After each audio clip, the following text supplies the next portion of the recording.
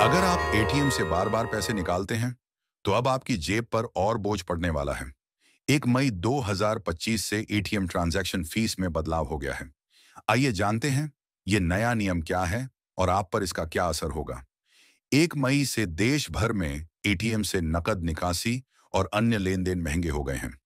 अब अगर आप मुफ्त लेन देन की सीमा पार करते हैं, तो हर बार 21 रुपए की जगह 23 रुपए देने होंगे। यानी हर ट्रांजैक्शन पर 2 रुपए का अतिरिक्त खर्च। हर महीने आपके बैंक के एटीएम से 5 मुफ्त लेन देन और दूसरे बैंकों के एटीएम से मेट्रो शहरों में 3, जबकि गैर मेट्रो क्षेत्रों में 5 मुफ्त लेन देन की छूट है। इसके बाद हर निकासी पर 23 रुपये और बैलेंस इंक्वायरी जैसे गैर वित्तीय लेन देन पर 7 रुपये शुल्क लगेगा। आखिर ये फीस क्यों बढ़ी?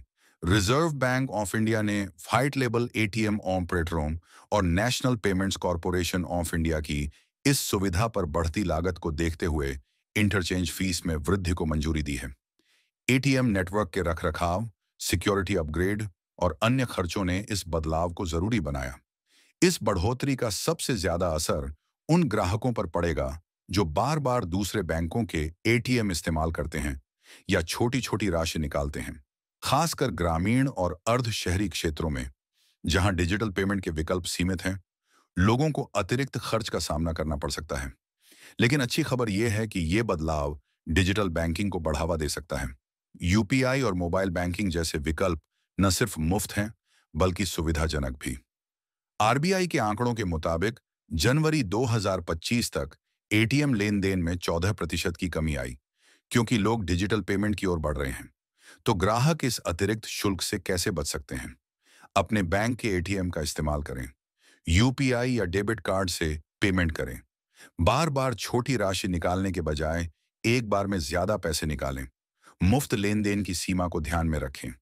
इस शुल्क वृद्धि से बैंकों को नए एटीएम लगाने और मौजूदा ढांचे को बेहतर करने में मदद मिलेगी।